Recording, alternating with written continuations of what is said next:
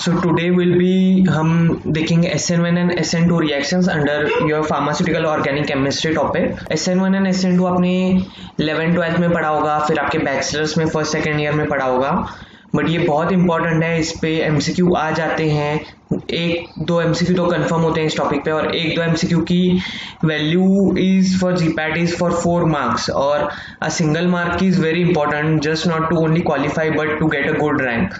So yeah SN1 and SN2 plays a major role, ना ही बल्कि इसके MCQ पे, पर बाकी अगर आप इसके मेडिसिनल केमिस्ट्री रिलेटेड भी अगर इसके एप्लीकेशंस देखेंगे in case of medicinal chemistry, वहां पे भी आपको काम में आएगा. या किसी भी टाइप के रिएक्शंस में आपको सब्स्टिट्यूशन रिएक्शन का अगर कोई एग्जांपल आता है आपको जीपैट में, तो उसके लिए it would be much much much important to you. So let's begin with SN1 and SN2 reactions for today session.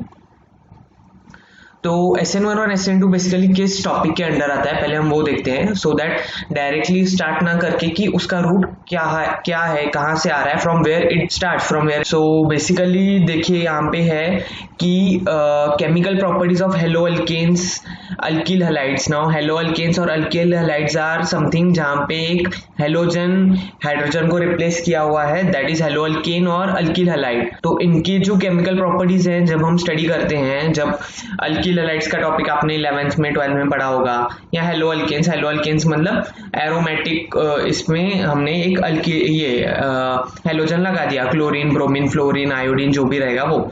सो इनको बोलते हैं हेलो अल्केन और अल्किल हैलाइड. इनकी जब हम केमिकल प्रॉपर्टी पढ़ते हैं उस टॉपिक में, then we study the SN1 and SN2 reaction. तो SN1 और SN2 कहाँ थे हमने जब पहले पढ़ा था, from where does it begins, उसका रूट कहाँ है, तो वो chemical properties of halo alkane और अल्किल हैलाइड के अंडर आता है. अब ये केमिकल प्रॉपर्टीज में मेजर 3 टाइप के रिएक्शंस होती हैं. First is nucleophilic substitution reactions, second is elimination reactions, and third is reaction with metals. And today we will be seeing only nucleophilic substitution reactions. For the next lecture we will be seeing elimination reactions. And reactions with metals are just displacement reactions, जहाँ पे metal अपने halogen को replace कर देता है. So that are none of our concern and not into our syllabus. So first we'll be seeing nucleophilic substitution reaction. In nucleophilic substitution reaction, basically we'll be saying that nucleus loving compound attracts alkyl halide and substitutes the living group.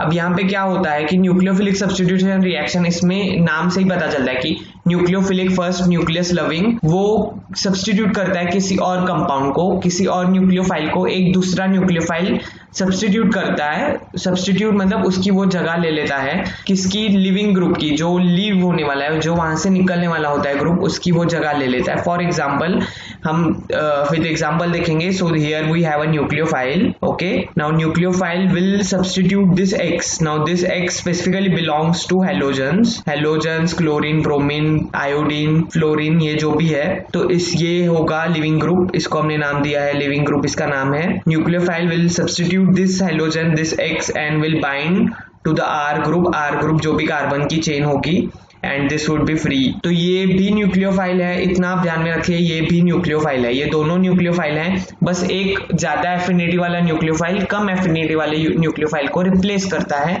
Substitute करता है. और specifically ये दोनों nucleophile होते हैं chemically, but जब हम SN1 SN2 की बात करते हैं तो जो छोड़ जाता है, जो अपनी जगह छोड़ जाता है, उसको हम स्पेसिफिकली यहाँ पे लिविंग ग्रुप ऐसे बोलते हैं. सो ये आपको ध्यान में रखना है कि लिविंग ग्रुप जो है वो निकलने वाला है इस रिएक्शन में से.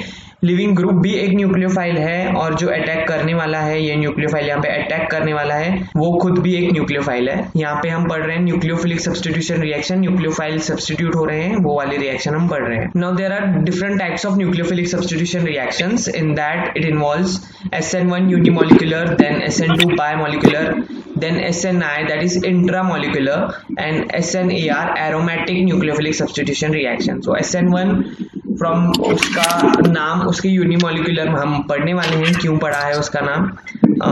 Rutuja Lokhande please mute yourself. So see types of nucleophilic substitution reaction हम देख रहे हैं, उसमें SN1 आता है, SN2 आता है, ये तो आपको पता है. एक SNI आता है, दैट इज इंट्रामोलिकुलर, मॉलिक्यूल्स के अंदर ही इन द मॉलिक्यूल वो हो जाता है. Then SNAR is aromatic, just for your information मैंने ये 2 मेंशन किए हैं आपके सिलेबस में, या आपको जो भी फार्मास्यूटिकल केमिस्ट्री है जीपैट में सिर्फ इतना ही पूछा जाता है, unimolecular biomolecular reactions SN1 and SN2. Now will be seeing the first one, that is SN1 reaction substitution nucleophilic unimolecular.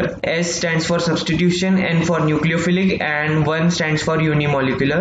So इसको unimolecular क्यों बोलते हैं वो हम पहले देखेंगे. Substitution हमने समझा क्या हो रहा है, nucleophilic वो भी समझा. So this it is called as unimolecular. Why? Let's see. ये जो reaction है इसका mechanism है, उसकी जो slowest step है उसको first of all बोलते हैं rate determining step. ये एक आप ध्यान में रखिए कि किसी भी रिएक्शन में जो सबसे स्लो स्टेप होती है उसको रेट डिटरमाइनिंग स्टेप बोलते हैं. वो स्टेप उस रिएक्शन का रेट डिटरमाइन करती है कि कितना वो रिएक्शन आगे प्रोसीड होगा. Now the rate determining step of the reaction involves only a single molecule in SN1, so it is known as unimolecular reaction. Now अब ये देखिए, पहले हमने देखा कि रेट डिटरमाइनिंग स्टेप क्या होता है, जो सबसे स्लो स्टेप होता है वो रेट डिटरमाइनिंग होता है. SN1 में ना जो स्लोएस्ट स्टेप है, जो रेट डिटरमाइनिंग स्टेप है, उसमें एक सिंगल मॉलिक्यूल इन्वॉल्व है, only a single molecule is involve, इसलिए उसको यूनिमोलिकुलर मतलब बोलते हैं, कहा जाता है कॉमनली. unimolecular, एक molecule involved in its RDS. RDS stands for rate determining step, which is the slowest step which determines the rate of that reaction. आप ये ध्यान में रखिए, RDS ही short form कभी कभार क्वेश्चन में पूछा जाता है. What is RDS? So RDS is rate determining step. Now RDS involves only one molecule, so it is known as unimolecular reaction.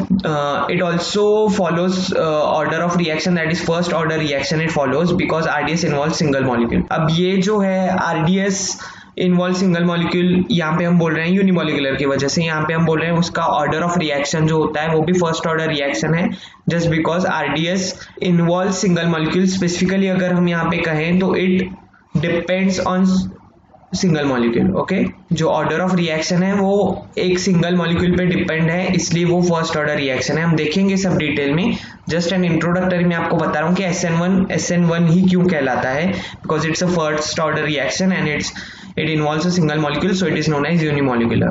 Now see, let's discuss SN1 in detail with an example. So let's see an example of alkyl halide. हम यहाँ पे एक alkyl halide लेने वाले हैं जिसका हम hydrolysis करने वाले हैं. So alkyl halide का जब हाइड्रोलिसिस होता है, ये एक स्टैंडर्ड रिएक्शन है. RX is an alkyl halide. R कुछ भी हो सकता है, CH3, CH2, CH2 and X can be Cl, Br, IF, जो भी होगा वो. So RX is an alkyl halide, will be doing its hydrolysis in the presence of water. So what will be water be doing? Water अपना OH release करेगा. OH is a nucleophile and this nucleophile OH minus will go and bind to R and break the RX bond and it will form ROH and alcohol will be the product and HX will be the byproduct. So ये एक simple reaction है hydrolysis of alkyl halide. तो यहाँ पे क्या होने वाला है कि RX जो बॉन्ड है वो ब्रेक होने वाला है और एक न्यू बॉन्ड फॉर्म होने वाला है ROH. सब्स्टिट्यूशन होने वाला है X का, OH वो अपनी जगह लेने वाला है, वहां पे X की जगह OH लेगा with the help of this solvent or with this nucleophile releasing group that is H2O, जो अपना OH माइनस इस रिएक्शन में रिलीज करने वाला है. ओके, सो ये बेसिक रिएक्शन है. इसका अब हम डिटेल मैकेनिज्म जब पढ़ेंगे तब आपको समझ में आएगा कि हो क्या रहा है यहाँ पे, कि हम उसको यूनिमोलिकुलर फर्स्ट ऑर्डर ये वो सब कह रहे हैं. या someone has raised the hand, आपको कोई क्वेश्चन है तो आप पूछिए. Poco M3, yes Poco M3, who is this Poco M3, आपका नाम बताइए. कोई लगता है गलती से हो गया, इट्स नॉट अनम्यूटिंग.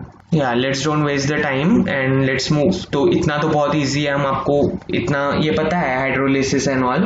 तो यहाँ पे हाइड्रोलिसिस होगा, X की जगह OH आ गया. अब यहाँ पे मैंने मेंशन किया है थर्ड डिग्री, या थर्ड डिग्री जो रहता है, डिग्री ऑफ कार्बन बॉन्डिंग जो रहती है, तो यहाँ पे जो कार्बन होना चाहिए वो 3 डिग्री कार्बन होना चाहिए. 3 डिग्री कार्बन मतलब एक कार्बन दूसरे 3 कार्बन से ज्वाइन होना चाहिए, उसको हम थर्ड डिग्री कार्बन बोलते हैं. सेकेंड डिग्री उसको बोलते हैं जो एक कार्बन 2 कार्बन से ज्वाइंट है, और 1 डिग्री उसको बोलते हैं जो एक कार्बन दूसरे कार्बन से ज्वाइंट है. सो यहाँ पे थर्ड डिग्री कार्बन होगा, मतलब क्या होगा कि यहाँ पे जो कार्बन होगा यहाँ पे वो और 3 कार्बन से ज्वाइन हुआ होगा. तो ये बेसिक रिक्वायरमेंट है SN1 रिएक्शन की, कि जो कार्बन होना चाहिए जो हलाइड ग्रुप से और जो हेलोजन से जॉइंट है वो 3 डिग्री 3rd डिग्री कार्बन ही होना चाहिए. This is the basic requirement for formation of SN1 reaction. पर ऐसा नहीं है, 2nd डिग्री से भी SN1 रिएक्शन होती है, 1 डिग्री से भी कभी कभार SN1 रिएक्शन होती है. हम आगे देखेंगे. अभी हम डिटेल एग्जांपल लेते हैं. यहाँ पे एग्जांपल लिया हमने 3rd डिग्री अल्किल हलाइड का. यहाँ पे कार्बन है, ये कार्बन 3 कार्बन से जॉइंट है, so it is 3rd degree. Okay, और इसको एक हेलोजन अटैच है, that is chlorine. Let's do it's hydrolysis. ये बॉन्ड ब्रेक होगा एंड न्यू बॉन्ड फॉर्म होगा, दैट इज COH बॉन्ड, और ये Cl माइनस बाहर पड़ेगा. अब मैंने यहाँ पे आपने देखा होगा HCl क्यों नहीं लिखा. ऑलमोस्ट ऐसे होता है कि ये जो है यहाँ पे मैंने HX दिखाया, वैसे यहाँ पे HCl होना चाहिए, बट ऐसे स्पेसिफिकली सब रिएक्शंस में नहीं होता. इसलिए स्टैंडर्ड जब आप रिएक्शन लिखते हो तब सिर्फ आप जो न्यूक्लियोफाइल बाहर निकल रहा है उसका ही लिखें, ना ही बल्कि जो जिसमें उसका बाय प्रोडक्ट फॉर्म होता है. सो कभी कभार एग्जाम में भी अगर आपको रिएक्शन आ रही है तो सिर्फ Cl माइनस होगा, तो दैट इज ऑल्सो ओके. वो आप क्वेश्चन गलत है या कुछ ऐसा मत कहना, ठीक है. उसका भी रीजन मैं आपको आगे बताता हूँ, हम स्टेप बाय स्टेप जब पूरा मैकेनिज्म स्टडी करेंगे. Now let's see the mechanism of this SN1 reaction. So the mechanism involves 2 steps. It is a 2-step reaction. Even if इसका जो नाम है it is SN1, the reaction involves 2 steps. If it is still unimolecular, आप इसमें confuse हो जाते हैं बच्चे कि SN1 है तो सिंगल स्टेप होगा. नहीं, SN1 2 स्टेप की है और जो SN2 है वो 1 स्टेप की है. ये थोड़ा ध्यान में रखना, ठीक है. सो the first step involves formation of carbocation. It is the most important step in SN1 reaction, that is formation of carbocation. Now carbocation मतलब क्या? कार्बन के ऊपर जब प्लस चार्ज होता है उसके जब ऑर्बिटल एम्प्टी होते हैं, p ऑर्बिटल जब उसका एम्प्टी होता है, बॉन्डिंग के लिए रेडी होता है, then it forms a carbocation, that is C plus cation for positive charge. Okay, so formation of carbocation is the first step in the reaction mechanism of SN1. Now let's see, हमने यहाँ पे लिया है एक alkyl halide. 3 degree alkyl halide would be involved here because it's an SN1 reaction जहाँ पे एक carbon को 3 कार्बन ज्वाइंट है and it has an chlorine. Now what happens in the first step, ये जो Cl है क्लोरीन माइनस, ये nucleophile निकल जाता है एंड एक कार्बोकैटायन फॉर्म होता है यहाँ पे. सो यहाँ पे बॉन्डिंग नहीं हुई है अभी तक, OH यहाँ पे नहीं आया है, यहाँ पे सिर्फ Cl माइनस बाहर निकला है, दैट इज न्यूक्लियोफाइल. यहाँ जो लिविंग ग्रुप है वो निकलना, यहाँ formation of carbocation that is involve in the first step of SN1 reaction. Now आपको समझ में आ गया यहाँ पे क्या हो रहा है. यहाँ पे कार्बन के पास एक बॉन्ड फॉर्म करने की शक्ति है, ओके, क्योंकि यहाँ पे प्लस चार्ज है, उसने एक कार्बोकैटायन फॉर्म किया है. Now intermediate in SN1 reaction is carbocation. ये जो है कार्बोकैटायन, ये जो कॉम्प्लेक्स फॉर्म हो रहा है ये इंटरमीडिएट है इस रिएक्शन का. और ये जो स्टेप है formation of carbocation is the rate determining step of this reaction, RDS. Formation of carbocation is the rate determining step of this SN1 reaction. जितना जल्दी, जितना अच्छा कार्बोकैटायन बन रहा है, जितना स्टेबल कार्बोकैटायन बन रहा है, उतना अच्छा ये रिएक्शन आगे प्रोसीड होगा. That would be its rate determining step. So RDS of this SN1 reaction is formation of carbocation. जो ये step है first, formation of carbocation, it is the RDS of this reaction. Now the next step is attack of nucleophile. अब क्या हो गया कि यहाँ पे एक बॉन्ड बनाने की क्षमता आ गई कार्बन को, तो अपना जो न्यूक्लियोफाइल है जो H2O में से निकलने वाला है, हमने देखा, वो यहाँ पे अटैक करेगा. देखिए, this is how it attacks. यहाँ पे लोन पेयर ऑफ इलेक्ट्रॉन्स हैं ऑक्सीजन पे, वो क्या करते हैं यहाँ पे C प्लस पे अटैक करेंगे. So the solvent which will also be act as a source of nucleophile, मतलब H2O इस रिएक्शन में सॉल्वेंट भी है और as a source of nucleophile, जहाँ से न्यूक्लियोफाइल मिलेगा, दोनों काम H2O कर रहा है इस रिएक्शन में.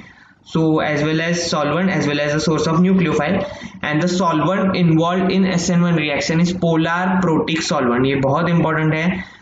पोलर प्रोटिक सॉल्वेंट इन्वॉल्व होता है SN1 रिएक्शन में. पोलर प्रोटिक सॉल्वेंट क्या है हम आगे देखेंगे. अभी फिलहाल आप इसका मैकेनिज्म समझिए, फिर हम एक एक इसका पार्ट डिटेल में स्टडी करेंगे. Now polar protic solvent involve होना चाहिए SN1 रिएक्शन में. H2O is the best polar protic solvent, और ये सॉल्वेंट भी सॉल्वेंट के जैसे भी काम करता है, plus as well as nucleophile का सोर्स भी H2O ही है। सो ये H2O का जो मॉलिक्यूल है दैट विल अटैक, यहाँ पे एक कॉम्प्लेक्स इंटरमीडिएट फॉर्म होगा। ये बहुत मतलब इंटरमीडिएट दिखाई भी नहीं देगा, रिएक्शन में इतना फास्ट हो जाता है, और यहाँ पे फाइनल प्रोडक्ट हमें मिल जाता है, दैट इज OH। यहाँ पे अटैच हो गया, अल्कोहल हमें मिल जाता है। तो यहाँ पे कोई भी ग्रुप हो आपके, बट ये कार्बन को 3 कार्बन ज्वाइन होना चाहिए, फिर यहाँ पे HO OHO जो भी हो, but it should B 3rd degree carbon, that is important for SN1 reaction. अभी 2 स्टेप हैं, मैं फिर से एक बार बताता हूँ। First is formation of carbocation, जिसमें कार्बन पर जो बीच वाला कार्बन है that gains a positive charge, फिर उसके ऊपर न्यूक्लियोफाइल अटैक करता है and it forms a new compound, an alcoholic compound. Okay, so this is how the mechanism proceeds of SN1 reaction. It is a 2-step reaction. The first step is the slowest step. मैंने आपको पहले ही बताया, जो सबसे slowest step होती है that is the rate determining step of that reaction. तो इस रिएक्शन का रेट ये स्टेप ही डिटरमाइन करती है, जितना फास्ट, जितना अच्छा, जितना स्टेबल ये कार्बोकैटायन बनाएगी रिएक्शन, उतनी अच्छी ये रिएक्शन प्रोसीड होगी। अब आगे देखिए, properties of SN1 reaction, will be seeing each and every property. उसमें कौन सा सॉल्वेंट चाहिए, उसमें लिविंग ग्रुप कैसा चाहिए, उसमें कार्बन कैसा चाहिए, ईच एंड एवरीथिंग हम डिटेल में पढ़ने वाले हैं। सो प्रॉपर्टीज ऑफ SN1 रिएक्शन, पहले तो हम देखेंगे it's a unimolecular reaction. Unimolecular reaction हमने देखा because it involves a single molecule in its rate determining step. So rate determining step is the slowest step which involves only one molecule, a single molecule. So it is known as unimolecular reaction. अब हम पहले वो वाली reaction देखते हैं, सच में single step में है क्या एक मॉलिक्यूल। देखो स्लोएस्ट स्टेप में या RDS में, ये देखो ये RDS है, ये सबसे स्लोएस्ट स्टेप है, इसमें एक ही मॉलिक्यूल है, देखो सिंगल मॉलिक्यूल है, ना यहाँ पे सॉल्वेंट है ना कुछ है, डायरेक्टली हमें कार्बोकैटायन मिल रहा है। ओके, सिंगल मॉलिक्यूल इन्वॉल्व, एक मॉलिक्यूल है, यहाँ पे कुछ मैंने H2O प्लस ऐसे कुछ नहीं लिखा यहाँ पे फिलहाल। सो यहाँ पे ऐसा कुछ भी नहीं है, जस्ट सिंगल मॉलिक्यूल इन्वॉल्व है, सिंगल मॉलिक्यूल इन्वॉल्व, इसलिए this is N SN1 reaction, a unimolecular reaction. Now the second thing जो हमने थोड़ी डिस्कस की है थोड़ी बहुत, that is first order reaction. First order reaction जो है, मतलब अगेन इट कम्स अपॉन कि इसमें कितने रिएक्टेंट इन्वॉल्व हैं, कितने रिएक्टेंट रिस्पॉन्सिबल है उस रिएक्शन का रेट डिटरमाइन करने के लिए। अब रिएक्टेंट मतलब A plus B gives C plus D, okay, ऐसा कुछ तो है। तो A और B क्या हो गया, A और B हो गए रिएक्टेंट। पर अब हमने फर्स्ट स्टेप जो रेट डिटरमाइनिंग स्टेप है उसमें देखा कि सिर्फ A है, उसमें से C और D बन रहा है। सो यहाँ पे भी एक सिंगल मॉलिक्यूल इन्वॉल्व है जो उसका रिएक्शन रेट डिटरमाइन करता है, दैट इज RX, जो अल्किल हैलाइड है वो इन्वॉल्व है। So reaction rate is directly proportional to, अब हमने जो एग्जांपल लिया था CH3 थ्राइस CCl, इसके ऊपर ही सिर्फ रिएक्शन का रेट डिटरमाइन होता है। एक सिंगल मॉलिक्यूल है involve, so reaction rate is directly proportional to a single molecule of the reaction, that is the alkyl halide, so it is a first order reaction. First क्योंकि एक single molecule involve है, even in the reaction rate and even in the rate determining step, इन दोनों में single molecule involve है, इसलिए ये unimolecular है और फर्स्ट ऑर्डर रिएक्शन है।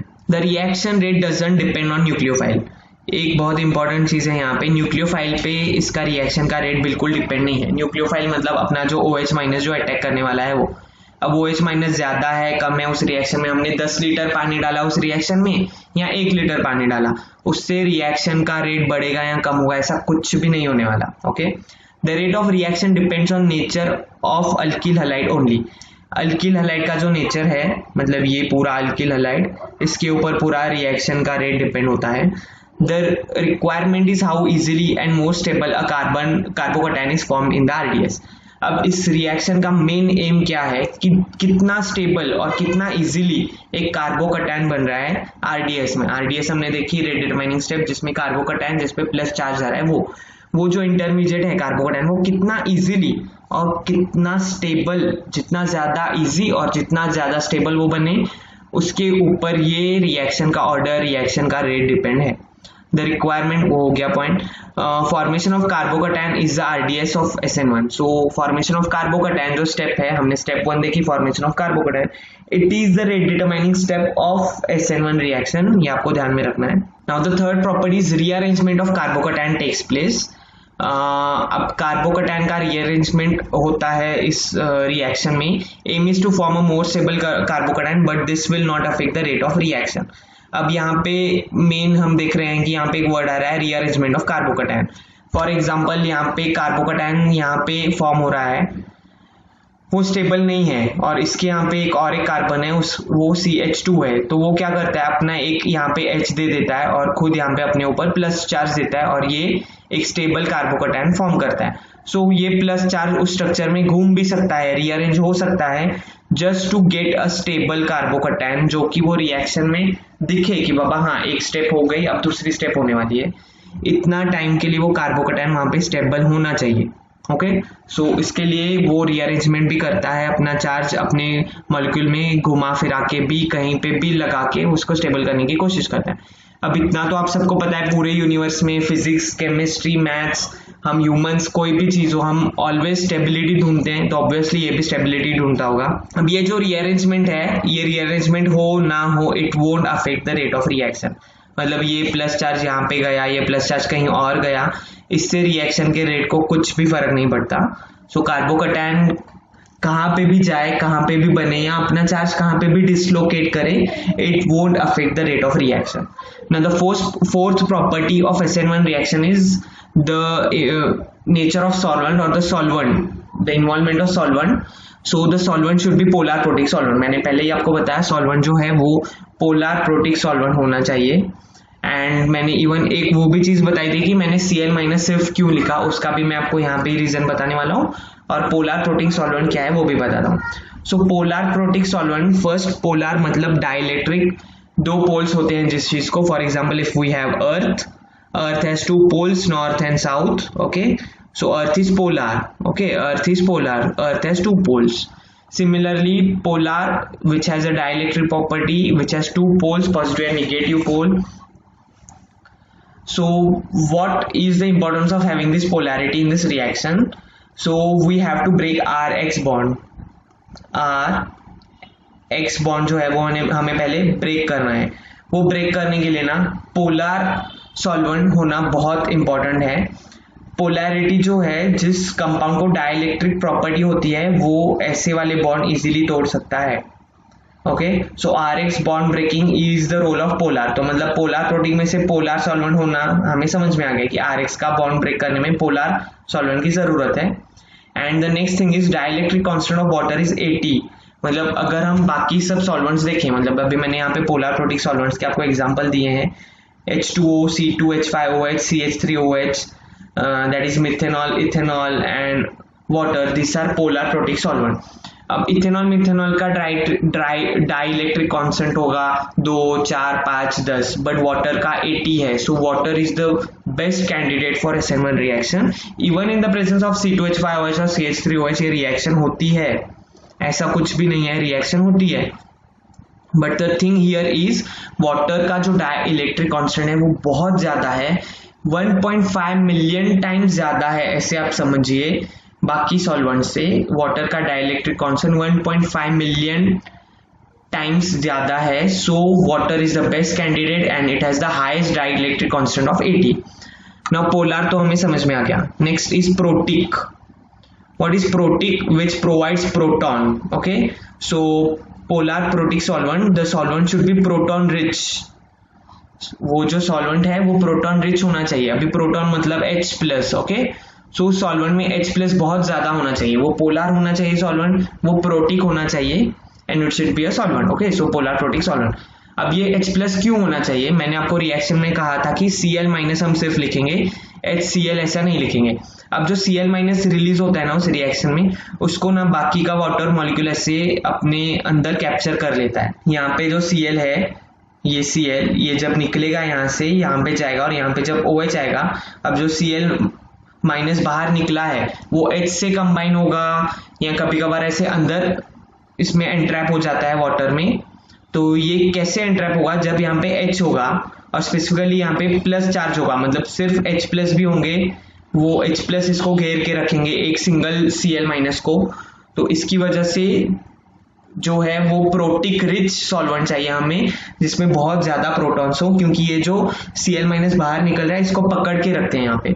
SN2 में ऐसा कुछ नहीं होता, पकड़ा पकड़ी, किसी को कोई पकड़ता नहीं है सॉल्वेंट। SN1 की ये बहुत स्पेसिफिक चीज है कि इसमें जो हैलोजन बाहर निकला है उसको सॉल्वेंट पकड़ के रखता है, चार ही बाजू से पकड़ के रखता है, just because it's a protic solvent. Okay, SN2 involves polar aprotic solvent, SN1 involves polar protic solvent. हम SN2 देखेंगे तब का तब देखेंगे। ओके, अभी आप सिर्फ इतना ध्यान में रखिए कि polar protic solvent involves in SN1। So the examples of polar protic solvent are water, ethanol and methanol. ये बहुत अच्छे एग्जांपल्स हैं। ये एग्जांपल्स आपको एग्जाम में भी मतलब डायरेक्ट रिएक्शन दी जाती है। अगर आपको ऐसा दिखे कि एक 3rd डिग्री अल्किल हैलाइड है, फिर उन्होंने एरो के ऊपर क्या दिया है, इथेनॉल मिथेनॉल वाटर दिया है, तो हमें इसमें SN1 रिएक्शन का प्रोडक्ट डालना होगा। इसके हिसाब से आप वो एग्जाम में ऐसे रिएक्शन दी होती है जीपैट में, ठीक है, उसमें क्या कहते हैं कि इस रिएक्शन का प्रोडक्ट क्या होगा। फिर रिएक्शन होती है, एक 3 डिग्री अल्किल हैलाइड होगा, फिर एक एरो होगा, उसके ऊपर H2O होगा, फिर आपको पूछेंगे इसका मेजर प्रोडक्ट या माइनर प्रोडक्ट या इसका प्रोडक्ट बताएं। तो आपको उसमें क्या लगाना है, आपको SN1 लगाना है। वो आपको कैसे पता चलेगा, एक तो वहां पे 3 डिग्री का अल्किल हैलाइड होगा, ऊपर से C2H5OH CH3OH या H2O होगा। तो इससे आपको पता चलेगा कि इनका मोटिव क्या है कि हम SN1 रिएक्शन के हिसाब से इसका आंसर दें। Now the fifth property of SN1 reaction, that is exothermic reaction. So SN1 reaction is an exothermic reaction. अब आप बोलेंगे यहाँ पे तो बॉन्ड फॉर्म हो रहा है, बॉन्ड ब्रेक हो रहा है, एक्सोथर्मिक कैसे? या it is an exothermic reaction even if यहाँ पे बॉन्ड ब्रेक हो रहा है या बॉन्ड फॉर्म हो रहा है। जो बॉन्ड फॉर्म हो रहा है that is more strong than the one which is broken. Okay, जब बॉन्ड ब्रेक होता है तो it's an endothermic reaction, but जब बॉन्ड फॉर्म होता है it's an exothermic. Bond form एक बार आप लिख लीजिए कहीं पे, तो bond formation is exothermic, EXO exothermic, and bond breaking BB हम लिखेंगे, breaking of bond, that is endothermic. अब इस रिएक्शन में तो दोनों चीजें हो रही हैं, बॉन्ड ब्रेक भी हो रहा है, बॉन्ड फॉर्म भी हो रहा है, बट जो बॉन्ड फॉर्म हो रहा है वो बहुत ज्यादा स्ट्रॉन्ग है जो ब्रेक हो रहा है उससे। सो जो स्ट्रॉन्ग बॉन्ड हो रहा है, मतलब जो सबसे ज्यादा इन्फ्लुएंस होगा वो इसका होगा, बॉन्ड फॉर्मेशन का, ना ही बल्कि ब्रेकिंग का।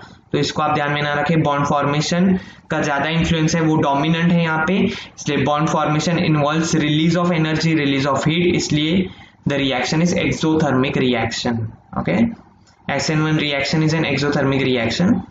Bond formation releases energy in the form of heat. Okay, bond formation releases energy in the form of heat. ये bond form हो रहा है, ये energy release कर रहा है in the form of heat. Now the delta H of the reaction, the heat of reaction is less than 0. मतलब heat of reaction 0 से कम है। अब 0 से नीचे कौन से नंबर आते हैं? Negative number. मतलब हीट ऑफ रिएक्शन निगेटिव है या लेस देन 0 है।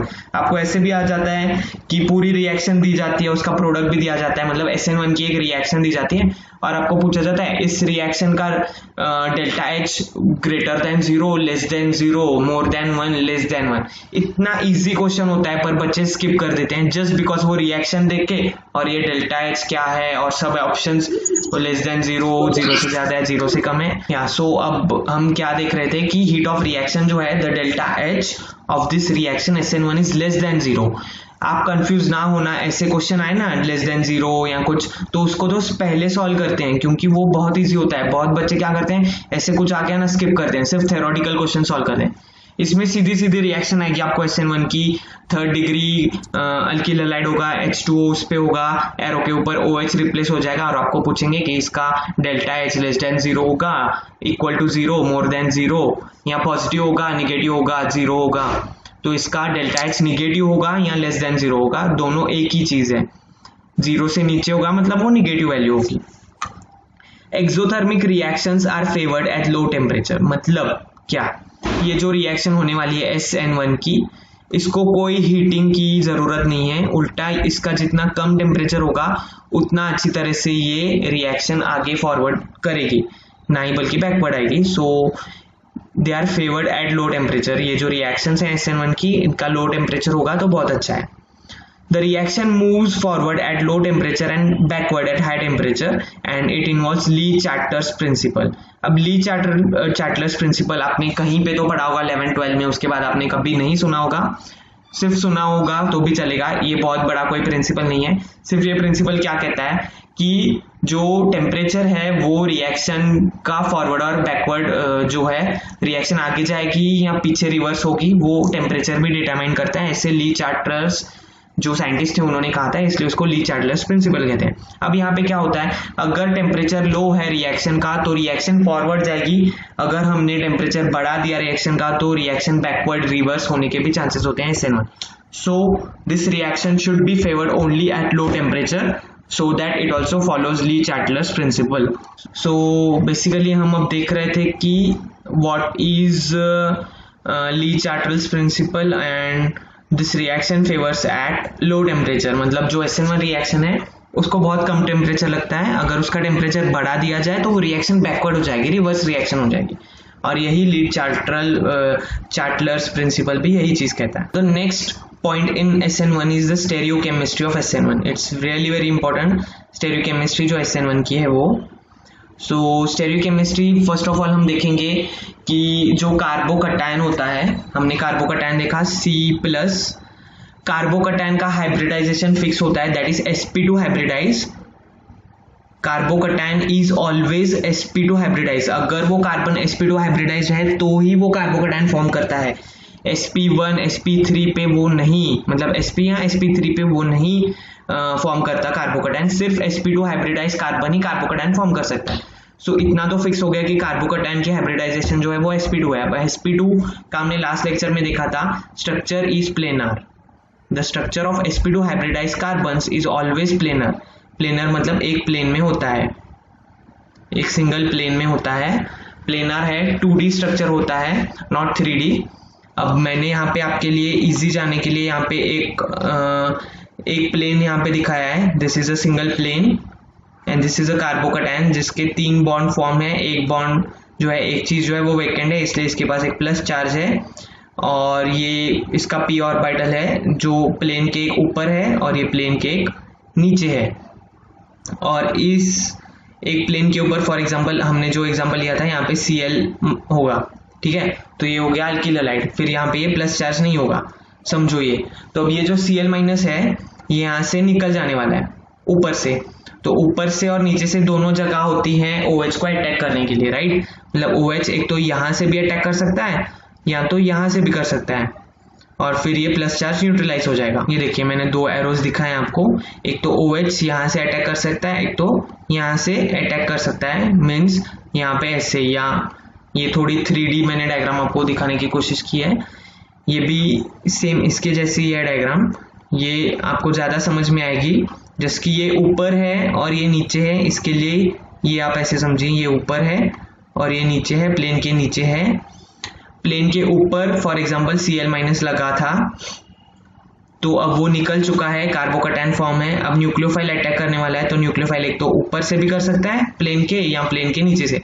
मतलब आप समझिए कागज है, कागज आपने ऐसे हाथ में पकड़ा है तो उसके ऊपर से भी और उसके नीचे से भी, पेज के नीचे से या पेज के ऊपर से, दोनों जगह से वो न्यूक्लियोफाइल अटैक कर सकता है। Now if the nucleophile attacks from the same side of that जहां से क्लोरीन ने लीव किया, फॉर एग्जांपल क्लोरीन यहाँ से छोड़ के जा रहा है और न्यूक्लियोफाइल सेम साइड से अटैक कर रहा है, देखिए सेम साइड से अटैक कर रहा है, तो उसको कहते हैं रिटेंशन प्रोडक्ट। मतलब क्या कि वो उसने उसकी कॉन्फ़िगरेशन जो थी, मतलब न्यूक्लियोफाइल यहाँ पे जाके अटैच होगा OH, तो उसकी जो कॉन्फ़िगरेशन थी इस कंपाउंड की वो रिटेन रखी। मतलब यहाँ पे क्या हुआ कि इसकी जो कॉन्फ़िगरेशन है वो वैसे की वैसी मेंटेन हुई, configuration of this compound maintains. और अगर वो अपोजिट साइड से अटैक कर रहा है तो उसको बोलते हैं इन्वर्जन प्रोडक्ट। मतलब यहाँ पे क्लोरीन था बट OH यहाँ पे आके अटैक हो गया, उसके ऑपोजिट इन्वर्जन हो गया, तो प्रोडक्ट इन्वर्स हो गया, उसकी कॉन्फ़िगरेशन जो है उसके बराबर ऑपोजिट कॉन्फ़िगरेशन हो गई। अब यहाँ पे मेजर प्रोडक्ट कौन सा और माइनर प्रोडक्ट कौन सा। बहुत सारे बुक्स कहते हैं कि दोनों 50-50% बनता है, फिर एक रिटेंशन वाला एक इन्वर्जन वाला, और दोनों फिर रेसिमिक मिक्सचर फॉर्म करते हैं, और इसका जो प्रोडक्ट होता है वो ऑप्टिकली इनएक्टिव होता है, मतलब एक एल फॉर्म होता है एक डी फॉर्म होता है, और दोनों 50-50% फॉर्म होते हैं, और दोनों एक दूसरे को कैंसिल आउट करते हैं, और इनएक्टिव ऑप्टिकली इनएक्टिव कंपाउंड होता है। But this is not the real case. ये आपको 10th-12th वाले बुक्स में ऐसा दिया होगा। When you go in detail into the chemistry, the minor product is the retention product, मतलब माइनर प्रोडक्ट जो होगा वो जो यहाँ पे OH जब आएगा this would be the minor product, और OH जब यहाँ पे आएगा this would be the major product. अब इसका रीजन क्या, यहाँ से क्लोरीन निकल रहा है, क्लोरीन भी Cl माइनस है, OH भी माइनस है, दोनों निगेटिव हैं, ये प्लस चार्ज है, इनको एफिनिटी प्लस के लिए है, तो क्लोरीन थोड़ी ना इतना इजीली इसको छोड़ के जाएगा, उसको भी थोड़ा अफेक्शन रहेगा ना कि हाँ मैं और कुछ हो सके तो मैं थोड़ा और टाइम यहाँ पे रुक लूँ। तो यहाँ पे क्या हो जाता है कि स्टेरिक हिंडरेंस हो जाता है at this place. Steric hindrance is something, वहां पे भीड़ हो जाती है क्लोरीन की वजह से ना, उसको OH को जगह नहीं मिल पाती कि मैं कहाँ से घुसूं कहाँ से अटैक करूं, इसलिए OH ज्यादा करके यहाँ से अटैक करता है और दूसरे इन्वर्जन साइड पे उसके ऑपोजिट साइड पे अटैक करता है। So this is the major product opposite side inversion, और this is the minor product just because of steric hindrance जो क्लोरीन वहां पे क्रिएट करता है, जस्ट बिकॉज वो इतना इजीली नहीं निकलता ना, उसको भी थोड़ी एफिनिटी है, माइनस चार्ज तो दोनों को है। सो क्लोरीन की वजह से वहां पे प्रेजेंस होने की वजह से वो थोड़ा OH वहां से कम, मतलब OH बोलता है काहे को वहां से जाने का, हम नीचे से भी जा सकते हैं। सो इसका माइनर प्रोडक्ट और वो वाला मेजर प्रोडक्ट हो जाता है। ठीक है, अभी रेसिमिक मिक्सचर बनता है 100% पर नहीं बनता, रेसिमिक मिक्सचर बनता होगा, बहुत सारे बुक्स कहते हैं कि आधा ये आधा वो बनता है और रेसिमिक मिक्सचर बनता है, but not 100%, it's not true. और ऐसा कॉन्ट्रोवर्शियल चीज आपको नहीं पूछी जाएगी जीपैट में, don't worry, just it's for your explanatory part. अगर आपको इसकी स्टेरियोकेमिस्ट्री नहीं समझ में आई तो आपको उसका MCQ सॉल्व करने में मुश्किल होगी। और ये जो दोनों भी है, मतलब रिटेंशन वाला प्रोडक्ट एंड इन्वर्जन वाला प्रोडक्ट, ये this both products are enantiomers of each other. Now what are enantiomers? Enantiomers are non-superimposable mirror images of each other. मतलब एक दूसरे के ऊपर सुपर इम्पोज, एक दूसरे के ऊपर सीधा सीधा नहीं रख सकते, पर वो एक दूसरे के मिरर इमेज होते हैं। नॉन सुपर इम्पोजेबल आप भूल जाइए, एक दूसरे के मिरर इमेज होते हैं, वो enantiomers होते हैं इसके जो प्रोडक्ट होते हैं। मतलब ये जो रिटेंशन वाला प्रोडक्ट है ये, और जो इन्वर्जन वाला प्रोडक्ट है ये दोनों क्या है, एक दूसरे के enantiomers होते हैं। Now the factors which affect the rate of reaction. अभी हमने प्रॉपर्टीज देखी, properties of SN1 reaction. Now will be seeing the factors which affect the rate of reaction. मतलब रेट ऑफ रिएक्शन अगर हमें बढ़ानी है, कम करनी है, जो कुछ भी है, उसमें कौन से फैक्टर्स उस रिएक्शन को अफेक्ट करते हैं, कौन सी चीजें हैं जो कंसीडर करनी चाहिए when we are studying SN1। So the first factor, the most important factor is nature of alkyl halide. Alkyl halide का नेचर जो है that is most important SN1 में। नेचर ऑफ अल्किल हैलाइड में वो 3 degree alkyl halide है, 2nd degree, 1 degree या Mithil alkyl halide है। सो हमने पहले ही देखा कि 3 डिग्री अल्किल हैलाइड सबसे stable, most stable carbocation form करता है। अल्किल हैलाइड जो सबसे ज्यादा स्टेबल कार्बोकैटायन बना है वो रेट ऑफ रिएक्शन बढ़ाएगा। तो अब यहाँ पे जो है 3rd डिग्री वाला सबसे स्टेबल बनाता है, इसलिए अगर हम 3rd डिग्री वाला यूज करें तो रेट ऑफ रिएक्शन बहुत अच्छी होगी। 2nd डिग्री वाला उससे थोड़ा कम, 1st डिग्री वाला कम। मिथिल और 1st डिग्री वाला एक्चुअली खास करके दिखाते भी नहीं है SN1 रिएक्शन, आप ऐसे समझ लीजिए। SN1 रिएक्शन मिथिल और ये वाला दिखाता भी नहीं है। मतलब जो कार्बन अनसब्स्टिट्यूटेड है, जिसको कोई भी दूसरा कार्बन अटैच नहीं है इसको, वो वाला SN1 नहीं दिखाता, और दूसरा जिसको एक सिंगल कार्बन अटैच है वो वाला भी SN1 नहीं दिखा। जो कार्बन जिसको और 2, यहाँ पे हम H लिखेंगे, ठीक है, या ये हो गया 2nd डिग्री, ये हो गया 3rd डिग्री, इसमें 1 2 3 है, यहाँ पे 2 है, ठीक है। So this is how it will be forming the SN1 reaction. So the nature of alkyl halide is very very important. यहाँ पे 3rd डिग्री अल्किल हैलाइड ही मोस्टली देखा जाएगा। आपको एग्जाम में भी थोड़ा बहुत कंफ्यूज करने के लिए 2nd डिग्री का एग्जांपल आपको दे देंगे, हम एग्जांपल्स बाद में देखने वाले हैं, उसमें यू विल और डिटेल में पता चलेगा। नाउ एक यहाँ पे भी एग्जांपल मैंने डिस्कस किया है, which will give better SN1 reaction. So यहाँ पे 2 ये हैं, कौन सा वाला सबसे ज्यादा SN1 देगा, ये कि ये। तो यहाँ पे है कार्बोकैटायन फॉर्म हो रहा है ऐसे वाला यहाँ पे, और यहाँ पे ये वाला बॉन्ड ब्रेक होने वाला है, यहाँ पे ये वाला बॉन्ड ब्रेक होने वाला है। देखिए आप पहले दो क्वेश्चंस पहले समझ लीजिए, ये ए हम पकड़ेंगे, ये हम बी हम पकड़ेंगे, कौन सा वाला सबसे ज्यादा अच्छा SN1 रिएक्शन देगा। अब हमारा एम क्या है SN1 का, जो सबसे अच्छा कार्बोकैटायन बनाए वो सबसे अच्छा SN1 देगा। अब यहाँ पे आप क्या देखोगे कि यहाँ पे बी वाले में यहाँ पे कार्बन है, ये दो इस पे ज्वाइन है, so this is a second degree, ये बॉन्ड ब्रेक होगा, यहाँ पे OH आने वाला है। ओके, सो ये तो हमें पता है कि ये अच्छा कार्बोकैटायन देता है, थर्ड डिग्री से थोड़ा कम बट अच्छा देता है। और यहाँ पे क्या है कि ये जो कार्बन है ये एक दूसरे कार्बन को अटैच्ड है। अब मैंने आपको पिछले वाले स्लाइड में क्या कहा था कि 1 डिग्री वाला ज्यादा करके नहीं दिखा था, बट अगर उस 1 डिग्री वाले में कोई डबल बॉन्ड आ जाए 1 डिग्री वाले कार्बन में, अब ये 1 डिग्री वाला कार्बन है जिसको एक ही कार्बन अटैच्ड है, अगर इसमें डबल बॉन्ड आ जाए तो ये resonance stabilized alkyl halide form करता है। मतलब क्या, ये प्लस चार्ज ये इसको दे देगा, मैंने पहले भी कहा था आपको कि प्लस चार्ज यहाँ से वहां घूमता फिरता है, और यहाँ पे इसको जो H2 है H3 कर देगा। ओके, और ये टूट जाएगा बॉन्ड, ये बॉन्ड टूटेगा, यहाँ पे ये प्लस चार्ज हो जाएगा। तो जब रेजोनेंस होता है, जब प्लस चार्ज एक जगह से दूसरी जगह जाता है तो वो बहुत ज्यादा स्टेबलाइज होता है। ये देखिए यहाँ पे कार्बन है, इसका 2 3 और यहाँ पे CH होगा एक। ओके, अब ये CH का ये H यहाँ पे इसको दे देगा, इसका CH3 हो जाएगा, और ये H ये जो पॉजिटिव चार्ज है इस कार्बन पे चला जाएगा। सो यहाँ पे रेजोनेंस हो रहा है। रेजोनेंस मतलब चार्ज मूव होना, उस कंपाउंड के अंदर चार्ज मूव होना, उसको रेजोनेंस बोलते हैं। So when it's a resonance stabilized alkyl halide, it forms more stable carbocation. ये जो कार्बोकैटायन होगा ये ज्यादा स्टेबल होगा, इसलिए ये सबसे अच्छी SN1 रिएक्शन देगा। इसलिए मैंने यहाँ पे ये एरो दिखाया है कि ये वाला जो है ये इससे अच्छा SN1 रिएक्शन देने वाला है। तो आपको एग्जाम में भी ऐसे क्वेश्चन आ जाते हैं, 4 ऑप्शन होते हैं, कौन सा वाला कंपाउंड सबसे ज्यादा SN1 अच्छा देने वाला है। तो जब आपको कंपैरिजन है, अब आप बोलोगे कि थर्ड डिग्री वाला जो है उसका क्या आएगा, थर्ड डिग्री वाले से भी ये अच्छा है कि एक गंदा है? नहीं, थर्ड डिग्री वाला सबसे श्रेष्ठ है, सबसे अच्छा है। Third degree will be 1 top पे, उसके बाद ये, फिर ये। मतलब अगर हम ये वाला A एग्जाम्पल ले रहे हैं, ये B एग्जाम्पल और ये C, so the answer would be A greater than B greater than C। Third degree वाला ही सबसे अच्छा, फिर उसके बाद रेजोनेंस स्टेबलाइज्ड, और फिर उसके बाद सेकेंड डिग्री वाला। अब इसमें और भी बहुत सारी चीजें हैं कि सेकेंड डिग्री विद रेजोनेंस हो सकता है, हम आगे और एग्जांपल्स में देखने वाले हैं।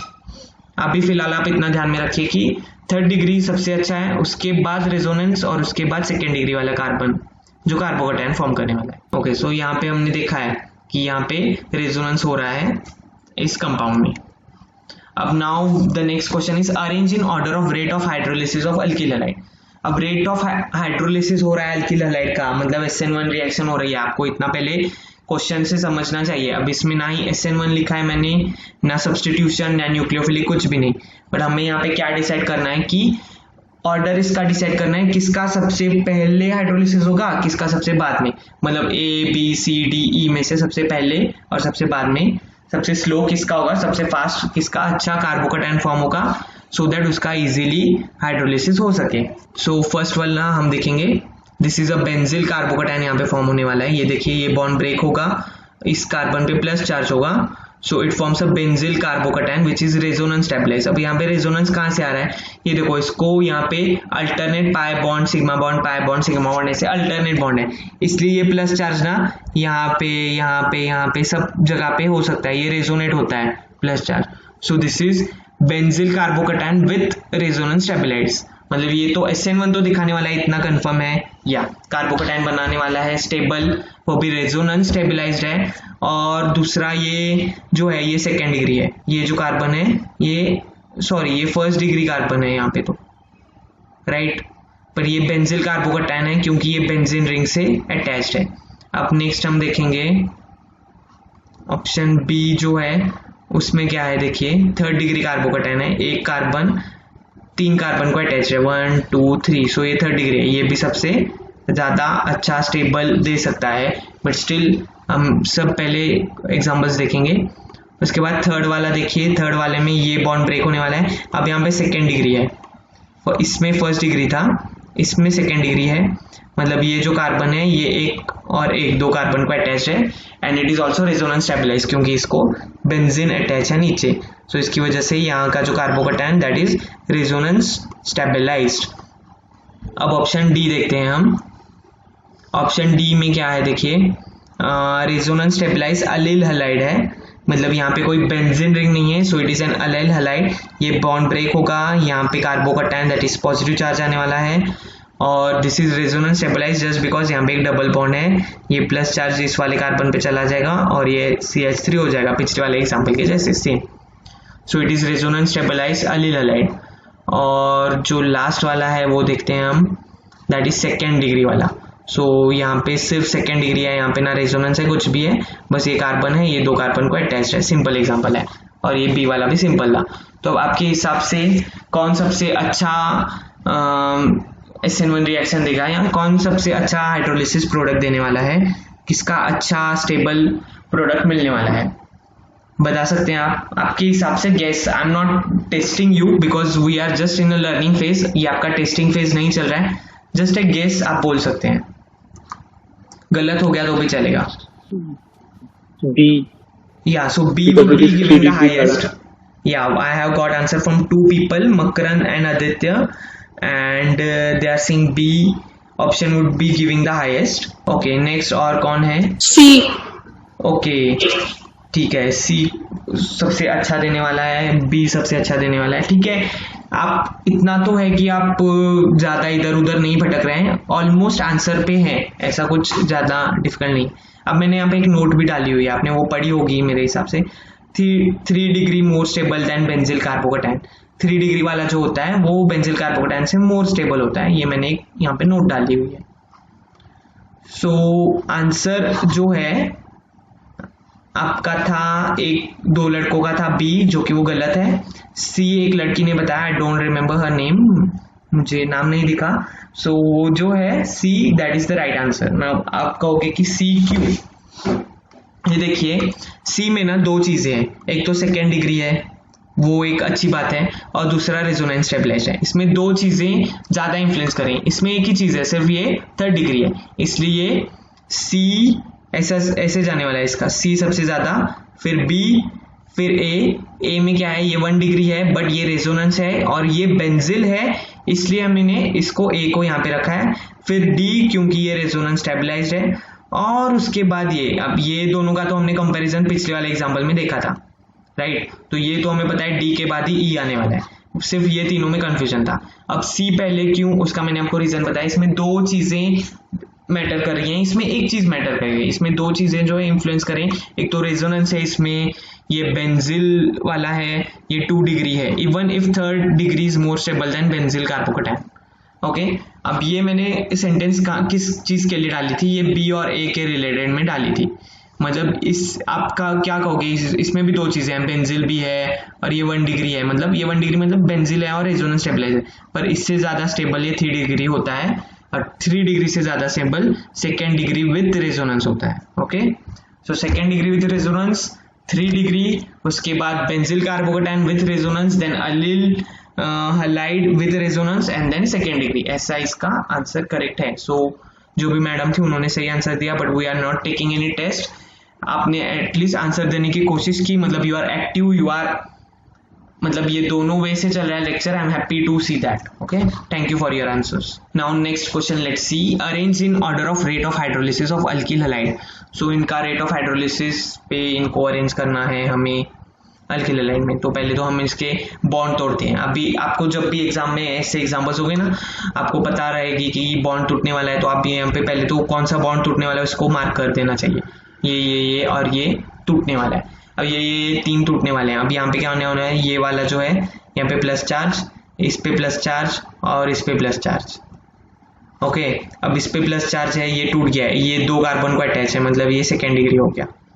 अब ये वाला जो है 1 2 3 को अटैच है, मतलब ये थर्ड डिग्री हो गया। और ये वाला जो है इसमें क्या है, ये वाला 1 और 1 2 को अटैच है, ये सेकेंड डिग्री हो गया। अब आपके हिसाब से कौन सबसे अच्छा स्टेबल हाइड्रोलिसिस प्रोडक्ट देगा? या you can answer randomly, it's not like that कि जिन्होंने आंसर नहीं दिया है वो ही आंसर दें। ओके, या नेक्स्ट और कोई ए सर। ओके, ए क्यों, आप बता सकते हो? सर वहाँ पे डबल बॉन्ड है और वो पॉजिटिव चार्ज कार्बोकेटाइन शिफ्ट हो सकता है वहाँ। यस राइट, यहाँ पे इसमें डबल बॉन्ड है, इसकी वजह से यहाँ पे रेजोनेंस हो सकता है, दैट इज रेजोनेंस यहाँ पे दिखेगा, रेजोनेंस की वजह से ये सबसे अच्छा वाला प्रोडक्ट देगा। यू आर राइट, बट एक चीज यहाँ पे है कि बी सी ए यहाँ पे इसका आंसर है। अब बी सी ए क्यों है? क्योंकि ये थर्ड डिग्री है, थर्ड डिग्री सबसे पहले जाएगा अगर ये बेंजीन नहीं होता तो। अगर यहाँ पे बेंजीन रिंग होती तो ये जीत जाता। समझा आपने? आप सबका लॉजिक जो है इस स्टेज पे सही है, बट आपको ये बाद में समझ में आएगा कि ऐसा क्यों हो रहा है जब हम SN1 पूरी तरह से कंप्लीट करेंगे और इसके लास्ट वाले एग्जाम्पल देंगे तब भी।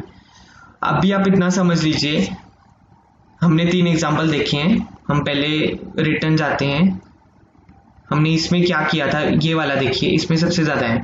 हमने बी वाले को यहाँ पे सेकेंड पोजीशन पे रखा है, ठीक है। ए वाले को, सी वाले को पहली पोजीशन में लिखा है just because it has a benzene ring, okay, और बी वाले को सेकेंड पोजीशन पे रखा है। बट अगर यहाँ पे बेंजीन, और ये वाला जो था, ये आप ध्यान में रखिए, ये वाला तो मैंने अभी नेक्स्ट क्वेश्चन में भी लिया है। आप बोल रहे हो ना डबल बॉन्ड है, तो ये तो डी बाद में आ रहा है, बी पहले आ रहा है, राइट। तो इसका तो आंसर हमने पहले ऑलरेडी डिस्कस कर चुका है, आप कंफ्यूज हो रहे हो। तो ये जो है 3 डिग्री, ये इससे ज्यादा स्टेबल है, ओके, इतना आप ध्यान में रखिए। इस पे अगर बेंजीन होता है यहाँ पे तो ये ज्यादा स्टेबल होता, बट ये ज्यादा स्टेबल है। अब भी हमने इस एग्जाम्पल में देखा be more stable then D.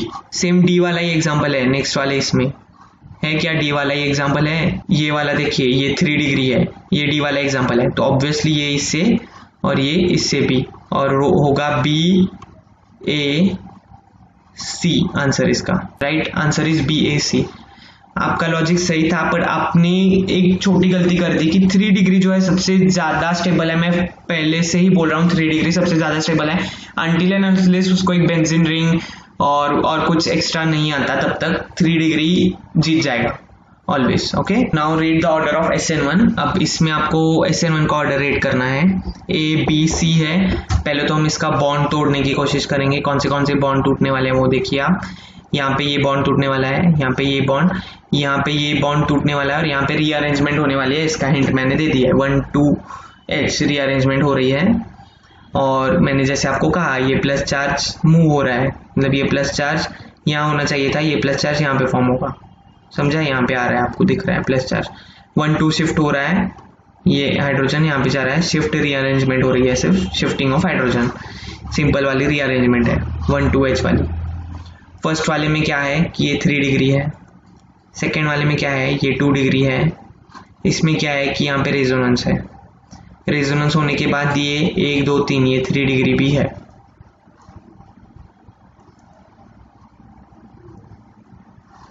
Answer देखिए आप इसका, अब इसका एक्सप्लेनेशन सुनिए।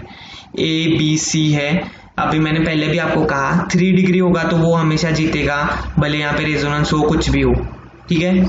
उसके बाद B, क्योंकि ये 2 डिग्री है और यहाँ पे रेजोनेंस हो रहा है, ये 3 डिग्री हो रहा है, बट यहाँ पे शिफ्टिंग हो रही है, right. So A B C में से A सबसे ज्यादा, B और उसके बाद C। अब आप बोलोगे कि यहाँ पे तो रेजोनेंस हो रही है, सो B से C जीतना चाहिए, राइट। बट ये 3 डिग्री विद रेजोनेंस है, सो 3 डिग्री विद रेजोनेंस समटाइम्स वो कम स्टेबल होता है, ओके। तो ये एक आपको एग्जांपल, इतना डिटेल जीपैड में कभी भी नहीं आता, बहुत इजी आते हैं क्वेश्चंस ऑर्गेनिक केमिस्ट्री पे।